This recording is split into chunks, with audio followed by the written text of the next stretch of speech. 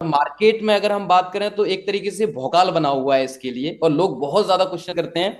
वो क्वेश्चन ये है कि 1 मिनट के लिए हम मान लेते हैं, ठीक है, एमएलएम को एक जरा साइड में रखते हैं, जी। ठीक है। तो क्रिप्टो में लिक्विडिटी क्यों जरूरी है? पहला ये सवाल है कि क्रिप्टो की अगर हम बात करें तो क्रिप्टो के लिए लिक्विडिटी क्यों जरूरी है, और अगर कंपनियां फेल हुई हैं तो उनके कारण क्या रहे हैं, और उनके पीछे लिक्विडिटी का क्या हाथ रहा। क्योंकि ये सवाल मेन जरूरी है लोगों के लिए, क्योंकि अक्सर जब हम बात करते हैं, क्योंकि कहीं ना कहीं लिक्विडिटी एक हॉट टॉपिक है, और एक तरीके से जो चीजें हम मार्केट के अंदर दिखा रहे हैं वो ये अभी तक जो नहीं हुआ वो आज यहां पर यूनिटी मेटा टोकर कर पा रहा है। तो इसकी वजह क्या है और क्या कारण है कि ये लिक्विडिटी होना चाहिए क्रिप्टो के अंदर? ब्रदर, मैं डे वन से इस चीज को प्रमोट कर रहा हूँ। डे वन से मैंने हमेशा कहा है जी। कि हम लोगों ने सीखा, इंडस्ट्री को नुकसान करके सीखा है, रिस्क में अपने आप को डाल के तब सीखा है, और एटलीस्ट ये सारी चीजें हम लोगों के सामने हुई है। मैं सिंपल एक उदाहरण देता हूं।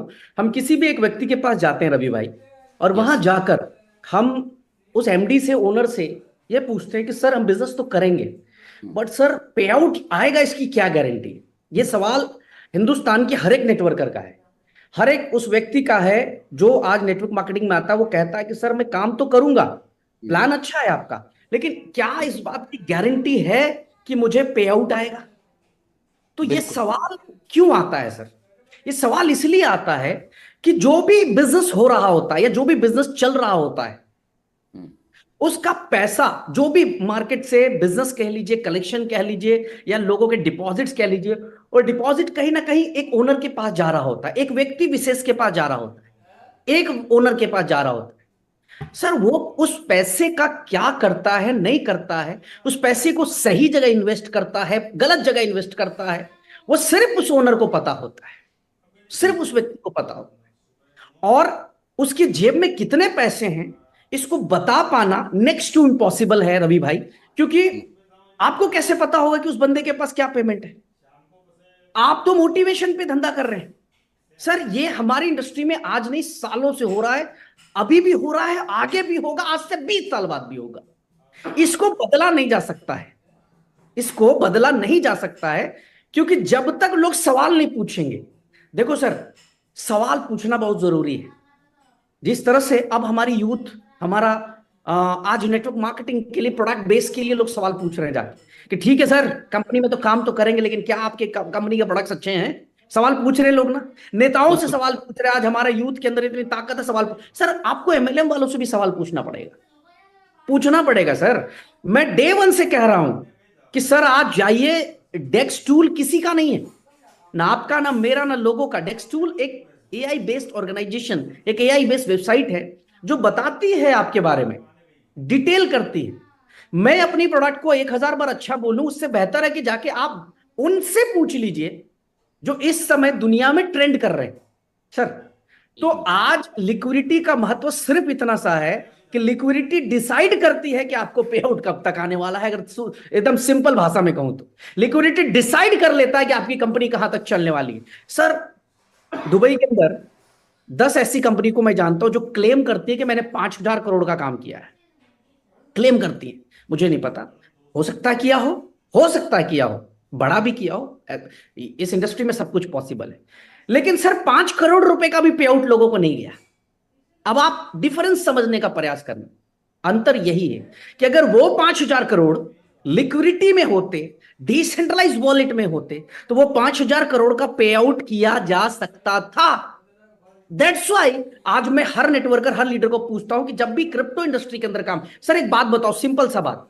अभी यहाँ यूट्यूब के ऊपर लगभग 500-700 लोग लाइव देख रहे हैं, पांच हाँ सात जी। सौ लोग आपके यहाँ पे लाइव देख रहे हैं। यहाँ पे मैं देख पा रहा हूँ जी, यहाँ पे काफी लोग लाइव हैं यहाँ पे आपके इस लाइव चैनल के ऊपर।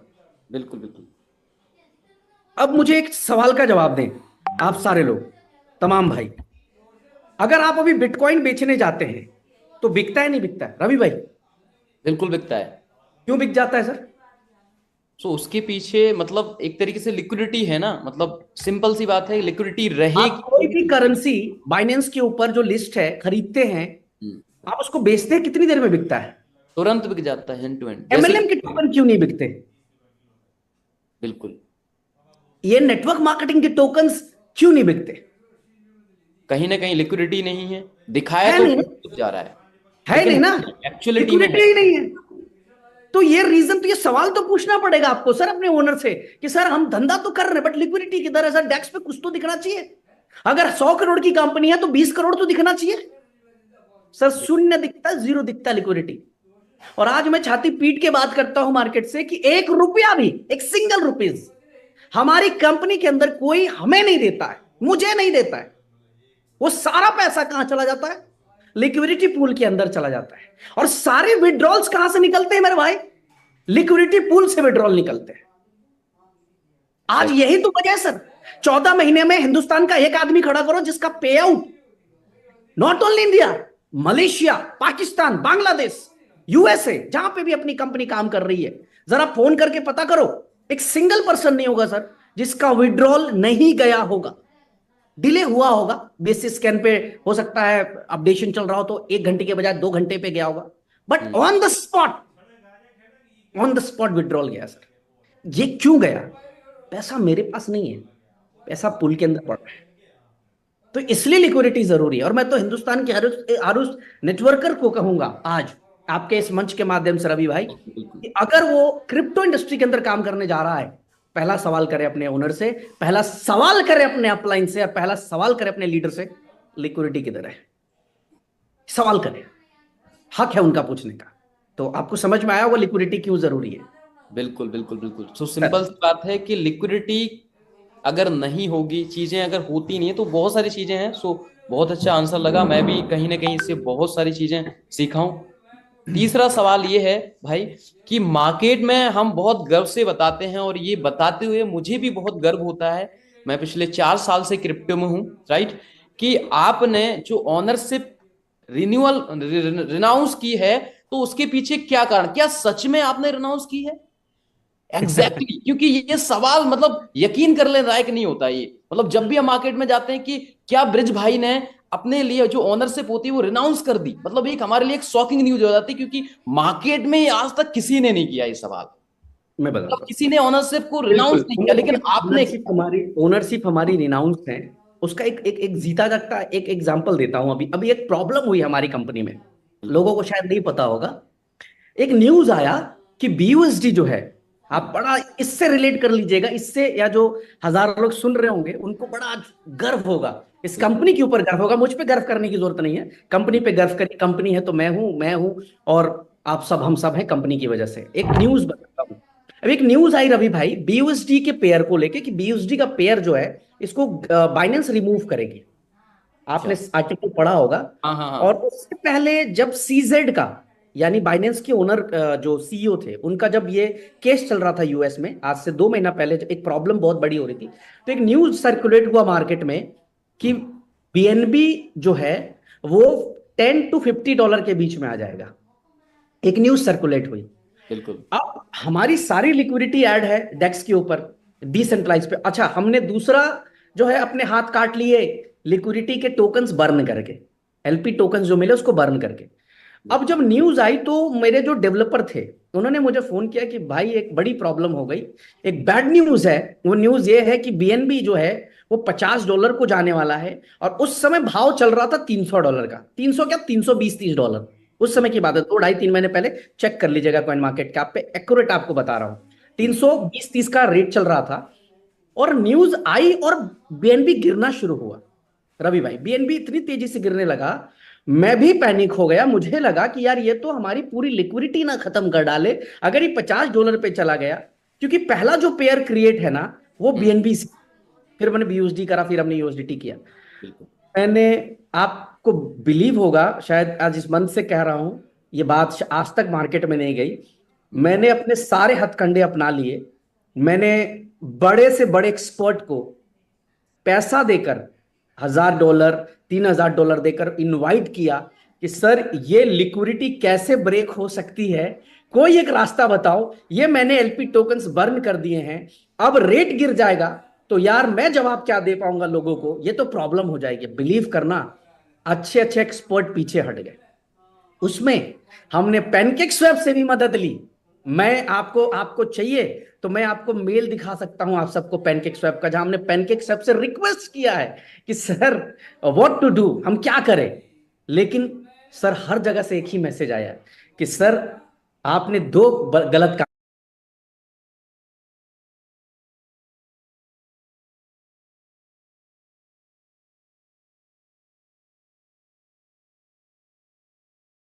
को पैनकेक स्वैप का, जहां हमने पैनकेक स्वैप से रिक्वेस्ट किया है कि सर व्हाट टू डू, हम क्या करें। लेकिन सर हर जगह से एक ही मैसेज आया है कि सर आपने दो गलत काम कर दिए हैं। मैंने पूछा क्या। पहला गलत काम कर दिया कि आपने ओनरशिप खत्म कर दी, अब आपके कॉन्ट्रैक्ट में कोई छेड़छाड़ नहीं हो सकती। दूसरा रास्ता था वो भी आपने खत्म कर लिया कि आपने को जो आप लिक्विडिटी जब डाले तो जो टोकन्स मिले एलपी टोकन्स आपने उसको भी बर्न कर दिया 100%।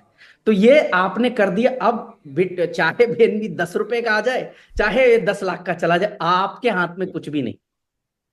सर आप समझ लो कि हम लोग उसको विड्रॉ नहीं कर पाए और बीएनबी 320-30 से गिर के 230 के आसपास आ गया था। अभी न्यूज 200 तक आ गया था। हम लोग हम्म। कुछ भी नहीं कर पाए। वापस बीएनबी आज 330 उसके आसपास चला गया था, 320 क्रॉस कर गया। तो आप इससे अंदाजा लगाइए कि ओनरशिप रिनाउंस का सिंपल मतलब है ना कि किसी व्यक्ति विशेष का हस्तक्षेप अब नहीं होगा हमारे प्रोजेक्ट के अंदर। यानी आज की डेट में इस प्रोजेक्ट के अंदर मेरा अब हस्तक्षेप नहीं है सर।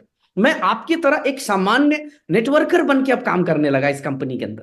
क्रिएट जरूर किया, एक यूनिक प्रोडक्ट बनाया और उसके बाद मार्केट के लिए उसको दे दिया। तो आप इसी से अंदाजा लगाएं। ओनरशिप रिनाउंस बड़ा सिंपल है चेक करना। बहुत सारे लोगों को क्वेश्चन है सर, कई जगह है, जैसे डेस्कटूल पे जब आप जाएंगे तो डेस्कटूल पे बकायदा लिखा आता है कि इसकी ओनरशिप रिनाउंस है कि नहीं है। डेस्कटूल छोड़ दीजिए, अगर आप देखना चाहते हैं तो आप टोकन स्नीफर पे जाकर चेक कर सकते हैं कि ओनरशिप किसके पास है। इसके अलावा आपका खुद का जो कॉन्ट्रैक्ट होगा बीएससी स्कैन के ऊपर चाहे पॉलीगन स्कैन के ऊपर जहां पे भी होगा, तो वहां पे ना बकायदा कॉन्ट्रैक्ट में मेंशन होता है। अगर कोई भी नंबर दिखा तो आप समझना कि ओनर है कोई ना कोई इस प्रोजेक्ट का। और अगर जीरो जीरो सारे जीरो दिखे तो ओनरशिप रिनाउंस हो चुकी है। तो ये है एक्चुअल ओनरशिप रिनाउंस्ड है। और सर इस ओनरशिप को रवि भाई 14 जनवरी 2023 को लाइव मीटिंग पे किया था। कहीं ना कहीं यूट्यूब में किसी न किसी के पास रिकॉर्डिंग जरूर होगी इसकी। बिल्कुल बिल्कुल। नेक्स्ट। सो ओके, सो इसलिए हम ये सारी चीजें बोल पाते हैं, फक्र से मैं भी बोल पाता हूँ।